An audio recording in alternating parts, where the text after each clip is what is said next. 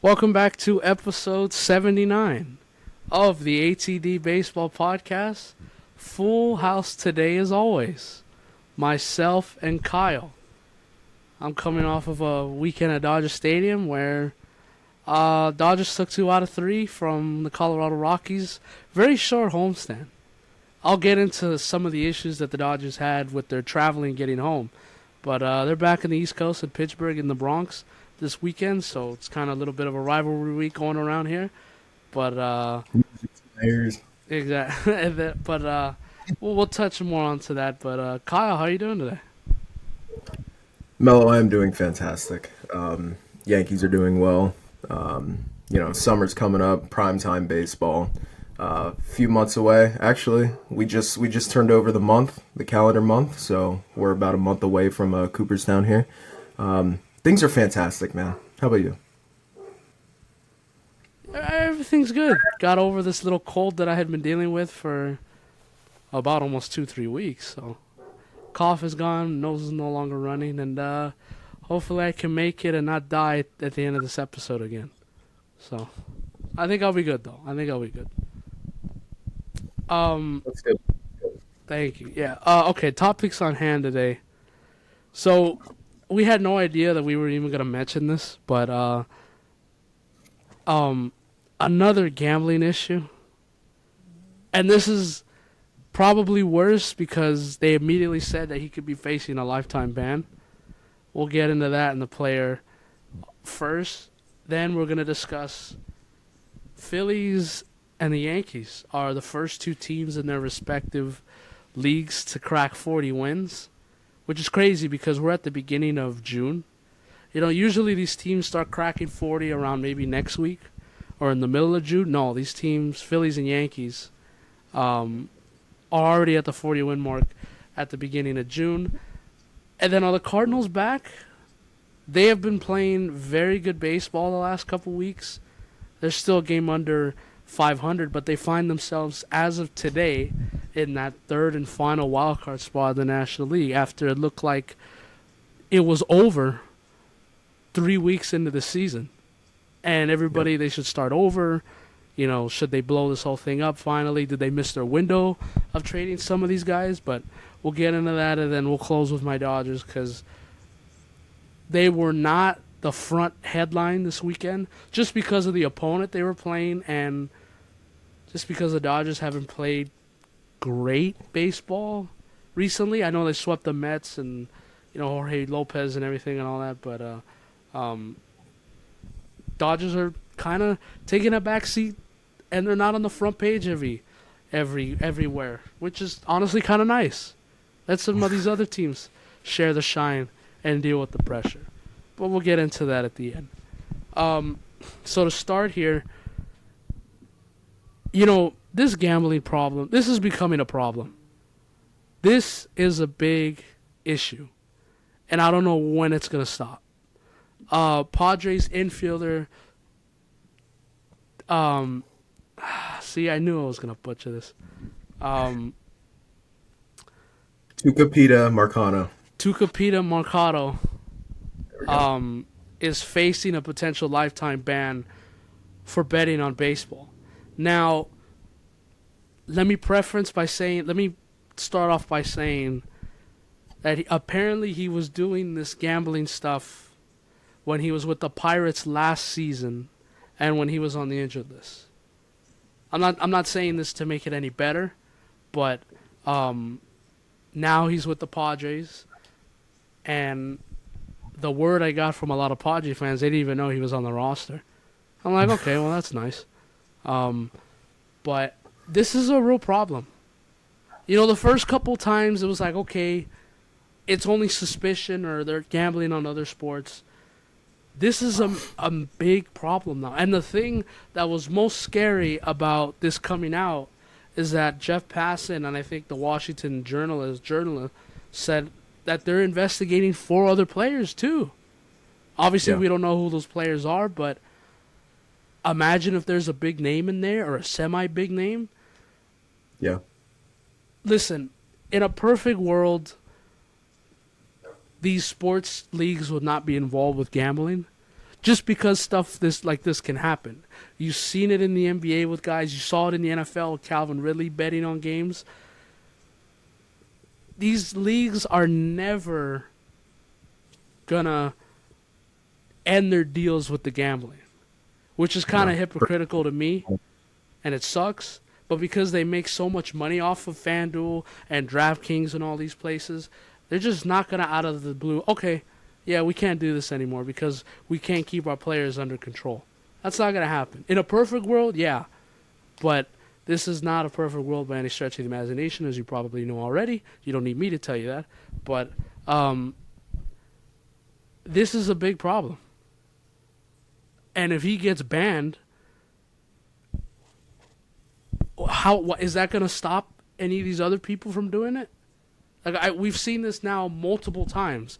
And it seems like each time a baseball player is getting caught gambling, it's a little bit more serious. You saw the big, ball drop when Otani's interpreter Ippei a couple months ago got accused of it. That was a big holy shit moment, and now this is too. So it seems like every time a player is involved with the gambling, it becomes bigger and more serious. I don't know what baseball's gonna do to try and quote unquote stop this, because obviously, like I just mentioned earlier, they're not just gonna cut off the gambling. They're not going to. No. But this is a big issue and a big problem, and I wonder if the commissioner is going to have to address this very soon. Yeah, I want to start off by saying I think this is probably the biggest issue, considering the fact that it's the game of baseball that is being bet on, right? So I'm not taking away the severity of the betting that was done by Ippei, and quote me if I'm wrong here, but was it Taylor Ward? I think it was not Taylor Ward. It was one of the Angel David players. Fletcher. David Fletcher. Okay, sorry to Taylor Ward there. But, yeah, you're not in trouble. the way I look at this is, I think this is by far the most severe, and it was headlined by Jeff Passan. And if you're not living under a rock in the last, 5-6 years, but Jeff Passan is the biggest reporting name in the game of baseball. When he tweets, you listen, and he is far and few one of the one journalists that will wait to make sure that he gets his, storylines correct. So because it's Jeff Passan, because Marcano is betting on baseball, I think that's what makes this such a big issue, right? And we have the guys. The age-old comparison here is Pete Rose, right? Pete Rose was betting on baseball games, and if Marcano was betting on baseball games, no matter if you are on the injured list or not, if you are employed by Major League Baseball, by one of these teams, I think he has to get that lifetime ban. Because if he doesn't, then guess what? Then you open a whole new door saying that Pete Rose should be allowed in the Hall of Fame. Pete Rose should get the ban lifted. And it is such a big issue because not only is it Marcano, but now 4 other guys are being investigated as well. Now, I'm just assuming here, but I'm guessing it's also 4 other Pirates, right? Yeah. That's just where my assumption goes. There are some bigger names on the Pirates, right? Yes, they're not the flashiest team in the league, but there are some names on there that if it comes out, it could ruin a whole legacy for some of these guys. Brian Reynolds, Andrew and O'Neal Cruz, Mitch Keller. These are some bigger names on the Pirates. I do think MLB needs to address this, especially if the lifetime ban is put in place for Marcano and these other 4 guys. I think something needs to happen. I don't know what, I don't know how, because it's very hard to crack down on something like this, because you mentioned it perfectly. DraftKings and all these other betting services bring in so much money. So much. And it has to be one of the driving forces when it comes to advertisements, when it comes to revenue, anything. So they're obviously not going to take it away. But then the question arises, how the hell do you put a stop to this? It's a very touchy subject, because I don't know how you put a stop to it if you just don't get rid of it. It's going to be a very interesting to see how this unfolds and what other 4 names are out there. You know, I mean, obviously Marcano's not the biggest name in the league, but still, I mean, no matter who it is, I don't care who you are. You shouldn't be betting on the game that you play. It's going to be interesting, but it does. You made a great point. It does seem every single time one of these investigations come out, it gets more and more severe. Where does it stop? How severe does it get before MLB steps in, or before something major has to change? How severe is this going to get? You know, and we've talked about this each and every time. eBay was a big deal. You know, I remember we were down in Florida just a few months ago when the news dropped, and you know we were cutting it up in the kitchen and talking about like what this means for the sport. And then Fletcher came out. That was a little bit more severe. We talked about that, and now we have Marcano and supposedly these four other guys. So each and every time it does get more severe, but how far is too far before you step in and actually have to make a change? That's what worries me. Yeah, and how big, and again, I know gambling can be kind of an addiction. I understand that, but I don't understand how it can get to a point where if I'm caught, I could be banned for baseball for life. The game that these guys grew up playing in their respective cities or countries, dreaming to get an opportunity to play in the big leagues. It scares me how you can get to a point with the gambling where you're willing to bet on your own sport and take that risk of being banned for the rest of your life. Yeah. That's terrifying. Yep. Clearly, the commissioner has to do something. Now, that's maybe asking a lot here because we've been asking for a lot of things for the last decade. But clearly the rule, well, two things. Clearly Pete Rose being banned and the rule being in place doesn't mean shit for this generation. Because you're seeing all these players that are willing to take that risk and gamble on baseball or other sports. This is a huge problem. And I don't want the commissioner to just sweep it under the rug like another thing. Like, he has to come out and say something. And Correct. this is and worse timing, this is probably going to be a big topic of conversation at the All-Star game. When all the media members are there, all the team people are there, everybody's going to be there. And the number one question that he's probably going to get asked, what's going on with the gambling and are you going to fix this? I don't think anything's going to change, unfortunately. Not the amount of money that these teams make and these sports makes. Shit, they're giving you live odds during these games of who's favored to win. When Vladimir, even in Canada, gambling's legal. They have the Bet 360 or whatever that's called. When Vladdy steps up to the plate, what do you see behind him? Hey, why don't you try out this new gambling site in Canada? It's perfectly legal and you can do whatever you want. Yeah, something has to change. And I don't know if it will.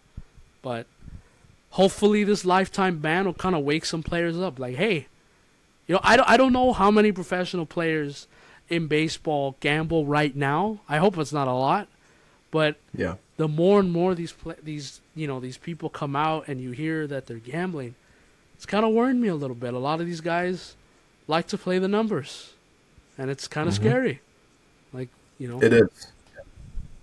It is too. And now, and we mentioned this, it's getting more severe each time, right? So obviously Ipe, you know, was not betting on baseball. Supposedly Fletcher wasn't betting on baseball. Now we're getting into a point where these guys are betting on baseball. They are betting on the game that they play. That's where it makes it severe, right? And I feel like the commissioner, if it comes out and it is proven that Marcano was betting on baseball, then the lifetime ban needs to be put in place. Because like I said, then Rose comes up, the whole way back in the day when the Black Sox were a big thing, that whole scandal. Exactly. Like these are things that you now need to think about. And for the fact that these guys are getting so damn ballsy to bet on the own sport that they play, that's got to be addressed. It needs to be. And you know, we are in a league where if you perform on the field, you will get paid. Right. We are seeing contracts like we've never seen before. My guy Judge, dude, he just got a bag, 360. Otani, 700. And my other guy Soto, he's gonna get fucking paid next year. If you put all of your effort and your passion into this craft, you will be rewarded for it. If Marcano would just play the game, man, you will get some kind of payday. I do not see the risk to reward being that great that you need to bet on your own sport. And if more guys are doing it, that's what worries me. Is if you are betting on your own sport that you're playing, the commissioner needs to do something about it. I don't know what, but he needs to do something before it becomes way too big of an issue for you to handle. Yeah, baseball's not a dying sport. This baseball MLB's very rich, and there's a lot of rich owners. And If anything, it's these growing. teams, yeah, exactly. And these teams are worth a fortune. This is Yeah, not how it's ran, during the Great Depression. This is not how Germany was ran before World War II. This is yep, not poor. These teams are not poor. These teams have money and they're willing to spend it. We've seen it. exactly. Um, but hopefully that gets addressed. And one last thing, I'll put a bow on this and we'll move on. It's funny that Bud Selig put the lifetime ban on Pete Rose back in the Hmm. day, and he probably thought, "Great, we finally got this out of our hair. I don't have to deal with him ever again." And And he now look, and now look, he can't. He's coming back up again, and he's still not going away like 40 something years later, which is insane to me. It's kind of funny, kind of ironic. They put this ban in thinking that he would go away and we'd never hear from him again. He's still around in 2024. it's honestly hilarious because when we went up to Cooperstown last year, Pete Rose was everywhere. He was there. He he was inside of the No museum. shame. He was no, not at all. And honestly, how can you blame him? Honestly, how can you sit here and blame him when sports betting is at its peak, right? You and I can I can tomorrow when the Yankees play, I can go on there and put a $1,000 bet if I want, and Pete Rose is sitting over here laughing. Like, are you serious? Like, this is crazy. But no, you made a good point there, and it's true because it's crazy the way sports gambling has really taken off in the last few years. Um, Moving on to more happier things. I mean, if Yes. you're winning your gambling bets, it's happy, but if you're losing, it's not. But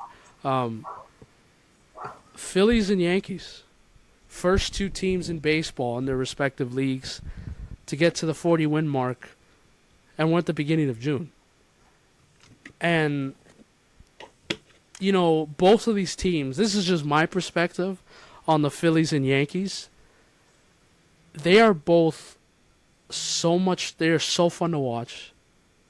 They're led by some of the best players in baseball: Harper, Judge, Soto.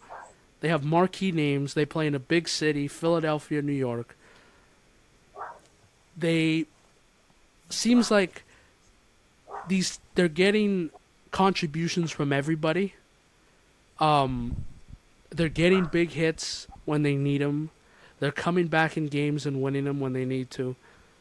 The Yankees and the Phillies are similar paths right now, and I think they're only separated each other by like a half a game in terms of the best record.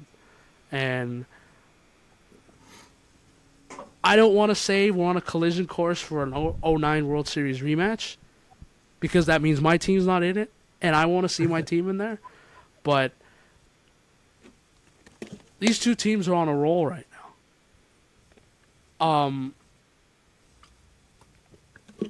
I don't want to. I mean, I know the answer you would give, so I don't want to ask that. But which 40 win mark has been more impressive? Phillies or the Yankees? I mean, if you want my personal opinion here, and I promise you, I am not being biased here. I'm gonna have to say the Yankees strictly because they are doing this without Garrett Cole, and they have the harder schedule. There was a graphic that came up on True. Sunday Night Baseball last night, and the Phillies have one of the easiest schedules so far. And listen, I'm not taking anything away from that team because they're a damn good team. But if you're going to ask me this question, I'm going to be as unbiased as possible. And I'm going to say the Yankees have had the harder schedule and they don't have their ace. So literally the reigning Cy Young. And they're getting contributions from everywhere. I know the Phillies are as well. But when you play harder teams, that's just I'm not trying to not trying to sound like a normal Yankee fan here, but I'm just looking at what I see so far. And looking at the schedule right now for the Phillies. I mean, there's a couple difficult games in there, series, but they're kind of coasting the rest of the way to the All-Star break, to be honest with you. I'm going to give you their schedule for the rest of the first half of the season. They're starting a 3-game series against the Brewers. That's a tough matchup. They're in first place. They've been playing very good this year. 2 games with the Mets. Okay, I know them. I know it's a division rival, and weird shit seems to happen when you play your division rival. But that's a series you should handle.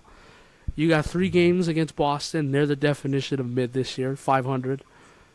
Yep. You got Baltimore. Okay, that'll be a little difficult. Be a test. San Diego.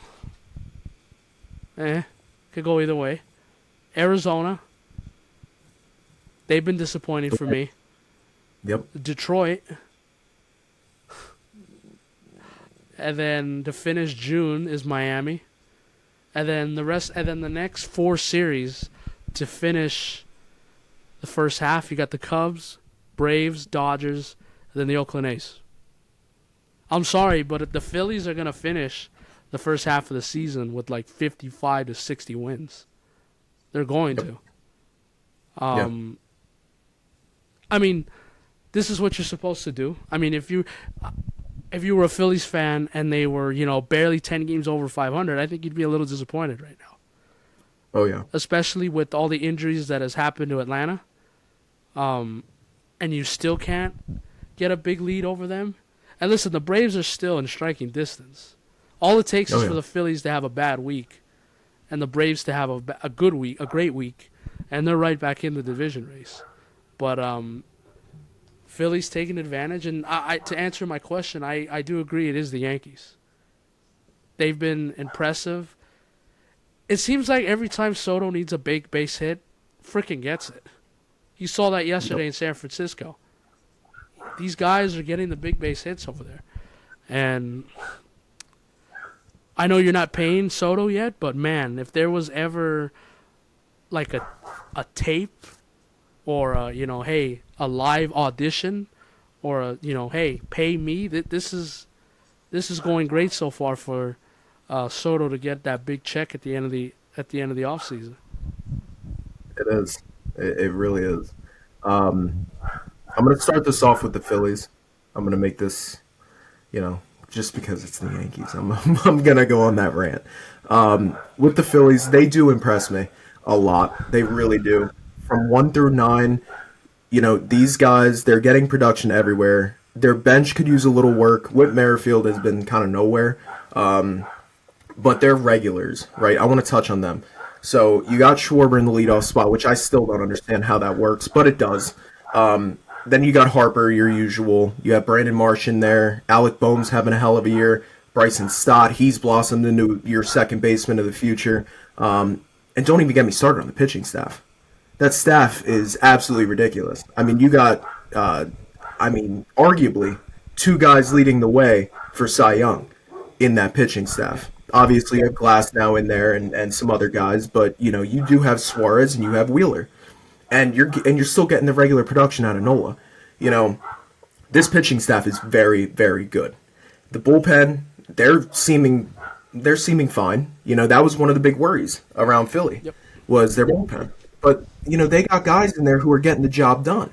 Jeff Hoffman has turned into a stud. You still got Alvarado who he was nails last night. Oh yeah. These guys are winning games. And they're being led by the right manager, and I think that means something, right? Thompson has shown a lot, and things are high in Philly right now. They really are, and I'm not going to take anything away from them. They're a damn good team, arguably the best in baseball. And they're missing their star shortstop too. Yes, exactly. Trey Turner. Yeah, Turner's out, and Brandon Marsh got hurt last night. We don't know how long he's going to be out, if at all. But Philly's a powerhouse. They are, and I'm not going to take anything away from them. I think they're a damn good team, and I think they're going to keep going. I don't see this team slowing down. Heading on over to my Yankees side here, this team has impressed me all season long, and I had said something to you before we started recording. I wasn't sold on this team quite yet, just because it's the Yankees, and I know this team in and out. And in recent years, they have given me so much heartbreak. They have disappointed me in more ways than one. And I was optimistic this season, but last night's sealed the deal for me. When Soto came up and the Yankees battled back, and with 2 outs in the ninth, Soto hit that go-ahead homer. And I said to myself, this might just be the team. I said that to myself, and I really hope this doesn't bite me in the ass to say this on air. But I did. I said to myself, this just might be the team, and I am extremely confident in this team. Judge and Soto are as good as advertised. I mean, we all know what they are, right? They're superstars in this league, and they can take over a game at any time. And when you have these guys hitting back-to-back in a lineup, that's nasty. And it's not just them who are producing. And this is the big thing that I really want to touch on. You have Judge and Soto, but there are games where Judge and Soto are not hitting. You're getting production out of Anthony Volpe, who just got done with a 21-game hit streak. He's a prolific leadoff hitter. Then you go to the rest of your lineup where you have Stanton, who's actually producing. Stanton is looking like, hey, this guy might come up in some big moments. You're expecting that. You're not expecting a double play out of him anymore. And then you go to Gleyber Torres, who has not had the best season, but he's coming up when it matters. And then you got Rizzo, who he's iffy this season, hasn't wowed me by any means, but at the same time, we're not relying on Rizzo to be our second option anymore behind Judge. And you just keep going down the lineup. You got Oswaldo Cabrera in there every other day at third base. He's doing his thing. You have DJ LeMahieu batting ninth in this lineup. That's got to mean something. I'm sorry. And then Austin Wells, he's having a decent year. He's giving you a little bit of power here and there.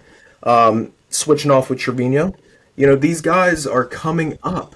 And it's not just Judge and Soto. And I think that's what means so much to this Yankees team. And I say it every week, but Garrett Cole's not here. I'm going to continue to say it until he comes back. This pitching staff is showing up. You got Rodon, who's had a bounce-back year. Stroman's doing his thing. And I really want to talk about Luis Gil here. Rookie of the month today, and pitcher of the month. AL pitcher of the month. This kid is in line, as of now, to win AL Rookie of the Year. This kid has an elite fastball, and he shows so much promise, and he's being compared to Garrett Cole as his ceiling. He has showed glimpses of this in the past. Obviously, he needed Tommy John, but this entire season, he's taking Garrett Cole's spot, and he's shoved. He's giving the production that what Garrett Cole would give you. And the rest of the guys, they're doing their thing. Nestor is the only negative spot of this pitching staff right now. And the bullpen has been nails. I am so impressed with this team, and they've gotten the right guys in there. When I make the lineup card every single day, I'm looking at this card, and I'm seeing left, right, left, right, left, right. We have not seen that kind of lineup in years. It's been power-hitting righties who are home run or bust. You are finally getting balance in that lineup, and you're getting the good guys in there. You're getting guys who can produce at the level that you need them to. I forgot to touch on Verdugo as well, who's been nails as well. These guys are doing their thing. I have absolutely no complaints right now about this team. They've reached 40 wins, and they're going to have a 3-game set starting against Minnesota, and then they play the Dodgers. Obviously, the Dodgers are going to be a test. I want that's where I'm really going to see what this Yankees team is made of. They're getting arguably the best team in baseball in the Bronx, and we're going to see how that goes. I'm really excited for it. I can't wait. And like I said, man, last night I looked at this team, and after Soto hit that bomb, I said to myself that this might just be the team. And I've said it in the past, but this is the most confident I've been in a Yankee team since 2017, 2019. And I truly believe that. Well said. There's Thank you. nothing for me to add on to that. That was perfect. Yeah, two more topics and then we'll get out of here. Cardinals. They have been on a tear lately. They are in the last 10 games. They're 7-3. They find themselves in second place in the NL Central. They're a game below 500 at 28-29, but they currently find themselves also in the third and final wildcard spot in the National League, and they have been playing so much better. I think they beat the Cubs. They've taken 2 out of 3 from Cincinnati. Took 2 out of 3 from Boston. Took 2 out of 3 from Anaheim.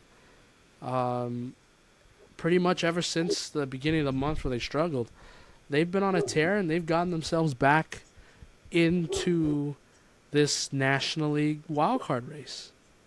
So I gotta ask you: are the Cardinals back? Yes or no? I don't want to give a roundabout answer. So I'm gonna go with my gut here. I'm gonna say yes. I want this team to do well so So do badly. I. I've been asking for it for about 2 years now, right? Ever since they traded for Arenado and they kind of got a good core of guys there. I have said this from the beginning that this lineup is capable of big things, and they just have not been able to put it together. I understand the pitching staff is not the greatest. The bullpen's been pretty good. I will say that. But I really want to focus on the lineup here. This lineup should be doing bigger things than what they're doing. Their potential on paper is so good, and it has honestly pissed me off that they haven't. Year in and year out, I want this team to do well. They're an historic franchise, and I think baseball is better when St. Louis is doing good. You have 2 of the best hitters in baseball with Goldie and Arenado, and then you have a good supporting cast of guys. And like I said, they just haven't been able to put it together. And in this stretch that they're going on, it is so enlightening, right? And I saw this lineup and what they're capable of last night against one of the best teams in baseball, against the Phillies. They are capable of winning games. I don't know what the hell it is, why this team can't figure it out, but I hope that they did. I hope that now this team goes on a tear and has a shot at the NL Central. I really want them to. Because like I said, Nolan Arenado deserves a shot in October again. Goldie does as well. And they have a good supporting cast of guys, and I like what this team has. And Arenado came up big last night. Goldie got a hit last night. And Mason Wynn, his potential got to be through the roof, man. His defense is phenomenal, but the bat just needs to come around a little bit more, which I have seen that it's made strides in going that way. So, like I said, I'm gonna say yes for now, just because, and I think it's a little bit of bias because I want this team to do so well, and I've been asking for it for the last 2 to 3 years, for this team to finally put this shit together and make a run for October, because the potential that this team has is through the roof. I just hope that they put it together, and I hope that this little stretch of games that they're going on, I want them to keep going. Go after Milwaukee. Go after this division.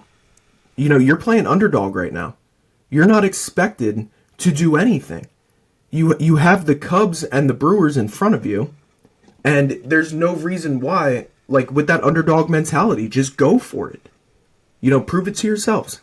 And like I said, I really hope that this keeps up. I really do.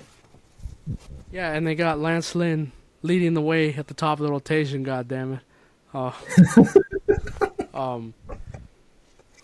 Go get some pitching at the deadline. Come on. Yeah, exactly. Improve your roster. Don't sell it. I mean, listen, we were all making mock trades for Arenado and Paul Goldschmidt a month and a half ago.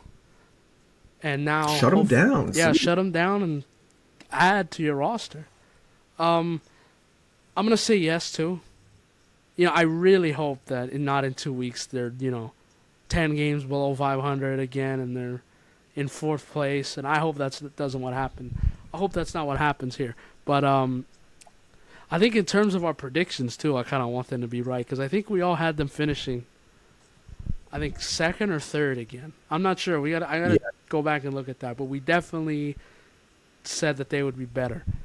Um, I had them second behind Chicago. So my predictions are not looking great right now. yeah, my prediction for this division is not looking great either. Listen, I basically guaranteed that the Cubs would win this division.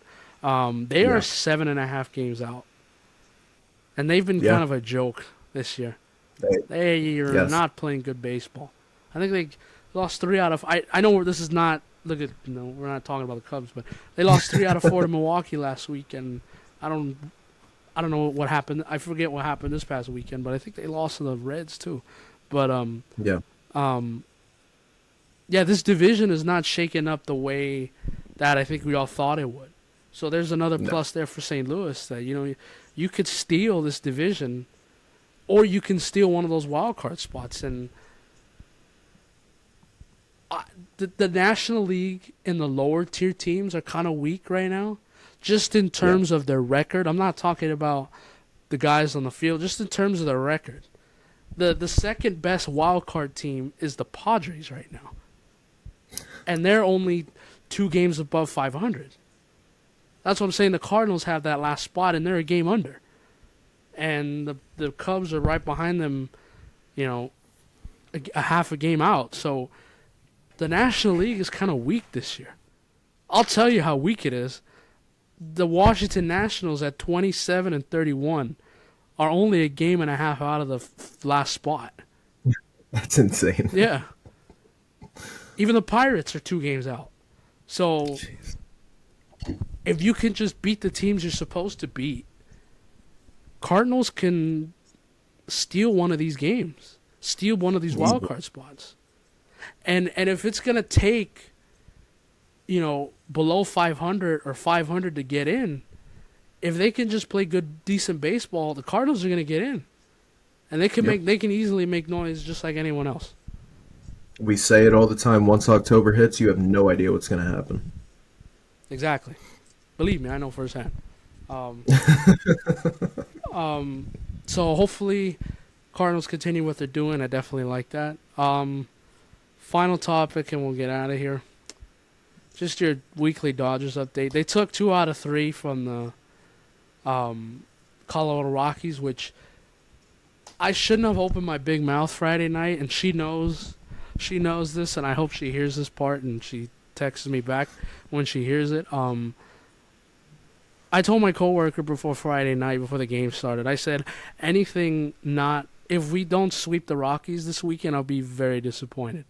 And what did they do? They lay an egg Friday night and they lose 4-1. Just listen, it's very hard for me to complain because the Dodgers are still 38-23. They have the second best record in the National League. They're still winning ball games, and they're getting fantastic performances out of some pitchers and players. But it feels like there's another level that this Dodger team can go to that I haven't seen yet. Now, I'm gonna be guy with the glass half full and say, all right, good. I don't need them to play their best baseball right now in the month of June. I need this in October, and I need it when it matters the most. But it's just so frustrating. I think the Dodgers, even though they won 4-0 yesterday, they left 12 guys on base again. 12 guys on base. They could have easily blown out the Rockies yesterday and gave, Mookie Betts a couple innings off. They could have got Freddie Freeman off his feet. They could have got Teoscar out of there. They could have, Will Smith had the day off anyways. But you get what I'm saying. Like, they could have taken a lot of those guys out in the 6th or 7th inning if they could just score with runners in scoring position. And they're not doing that. But they're still winning baseball games. Again, it's hard. It's hard for me to complain. I know I sound like the rich kid that's still complaining when I don't get something. But, I mean, when you put $1 million into this team and you leave 12 men on base, I'm sorry. I'm going to come in here and complain about something.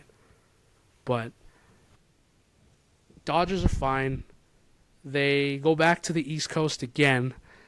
And I just want to share a little story that happened when they came back from Queens to here. So they played a 3-game. They had a 6-game road trip. They went to Cincinnati for 3, and then after they went to the Mets for 3. They had a day game, not a day game. They had a game Wednesday afternoon, Wednesday evening, and they were supposed to come home Wednesday night, have all of Thursday off, and then we get back at it again Friday against the Rockies. Because of bad weather in New York, flight got delayed. And then there was started to be mechanical issues with the plane. So they were supposed to take off that night. They did not leave that airport. And it wasn't JFK, it was the other one. They did not leave the airport until 5:30 in the morning the next day. That's how bad it was. Wow. They even had to change airplane crews because their shift was done. So they had to go get another crew in there. So they did not leave New York until 5:30 in the morning the next day, Thursday morning. Remember, they were supposed to be home by then. Yeah. And they did not arrive back in Los Angeles until 5:30 or 7 in the morning or something like that. Because time changed. They left LA was 2:30 when they took off over there, so they didn't get back home until like 7. So, just Dodgers' weird schedule. They went to Korea. They went to Canada already. They've already been to the East Coast like twice.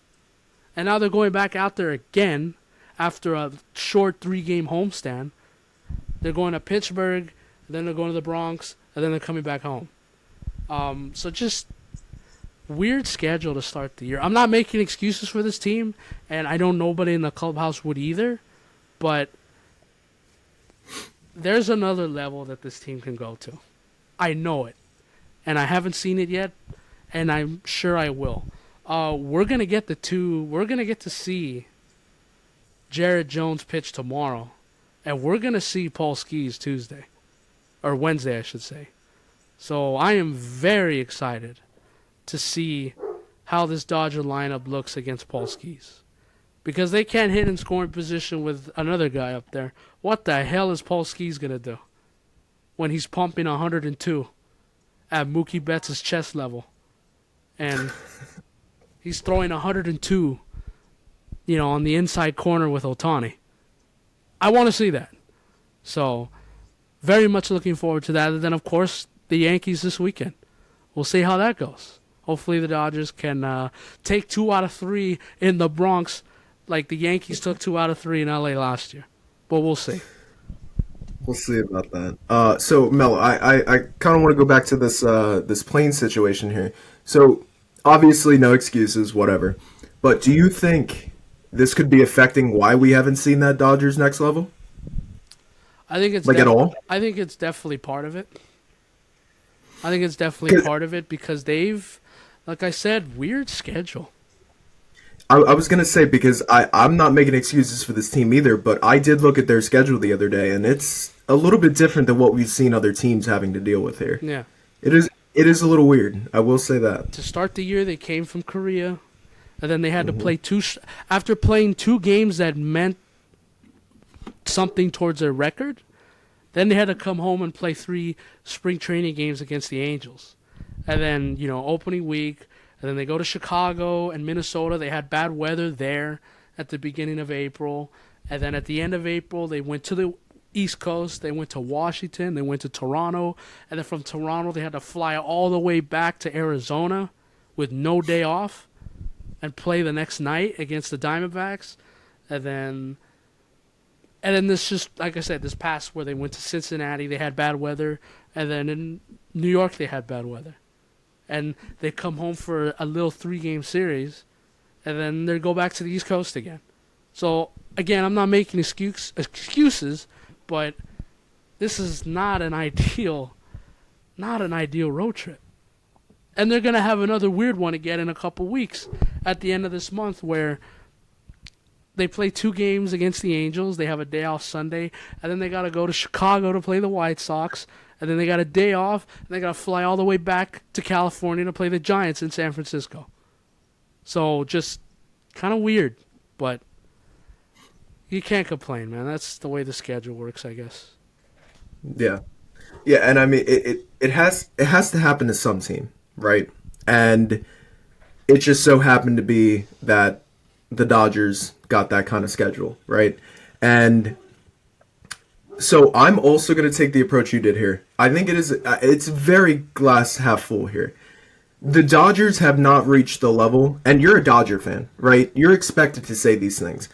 Me as an outsider, I've been tuning into Dodger games all season long just because, you and I talk every single day, right? We have a very good relationship when it comes to, just communication, things like that. And I'm interested in your team. I want to see where Melo's headspace. Yes, I want to see where Melo's headspace is when it comes to the Dodgers. So I have been tuning into a few more games than I usually would. And as I'm watching this team, there is no reason why that next level should not hit at any given moment. This team, we talked about it all season long. The offseason was all about the Dodgers, and rightfully so. This team has that next level that they need to reach, and I think they will. It's just a matter of time. I think it's a bunch of little things that have not come together quite yet for Los Angeles. They'll get there.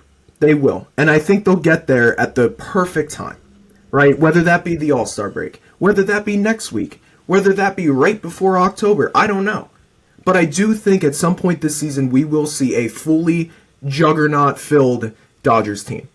And we'll be like, oh shit, this is the Dodgers that we expected all season long. I think it's just a matter of time. And they're also in this division where, it is a little weak, right? Like, obviously you have the Padres, you have the Giants, you have these teams who can give you a little bit of trouble.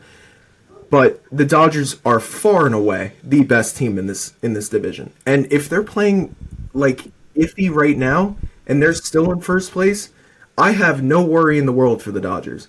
I think it's just fans are waiting for that next level. Yep. They haven't clicked at that next level yet. And I think that's why we keep talking about the Dodgers in this way.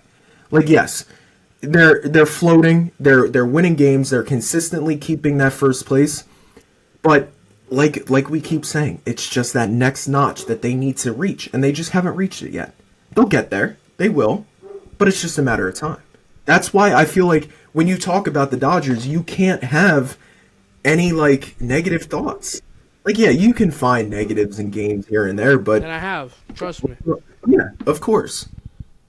Yeah, I mean, obviously. It's your team. You're going to find these negatives, and it's going to be, and you watch them every single night. You literally work at Dodger Stadium. So it's like, you get to see this firsthand. So, of course, you're going to find things that, you can pick out and be like, oh, Freddie Freeman's not doing this. Ohtani's not doing that.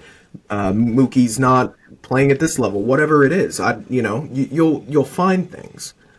But it's nothing major. It's never anything major with this team. And that's why, for me personally, I have no worries about this team. They'll find that next level. And when they get there, the league and all of its fans will say, oh shit, here's the Dodgers that we were thinking of. It's going to happen. It's just a matter of time. Yeah, you've been very comforting this episode. You've been very comforting. I really appreciate that. Of course. I think we're just going to end that right there. There's no need to be negative about anything else or anything. Um, one last quick thing, and then we'll get out of here. Von Voyage to Angel Hernandez. I know it's basically old news by now, and I didn't want to do a whole thing about it because this happened last week and it's already old news. But Bon Voyage, enjoy retirement, buddy. You and I both had a heyday on Instagram. Yes, we night. did. That was perfect for us. But obviously this is a very positive podcast. That's what we bring here. Yes. And that's what it's going to be. Of course, when it comes to the Yankees and Dodgers, we're always positive about them, right? Oh yeah, never negative. Never. All right then. Well, Kyle, if you don't have anything else, I think that's it. I don't think so. I'm excited for this week, man. We're not gonna, obviously our next podcast we're gonna talk about the Yankees and Dodgers series. I am looking forward to that so much, and I'm gonna be I'm gonna be glued to the edge of my seat during that series. I cannot wait. It's gonna be fun. It is gonna be fun. Look for that next week. Look for our stuff too on Instagram and everywhere else, and we'll see you again next Monday. Adios.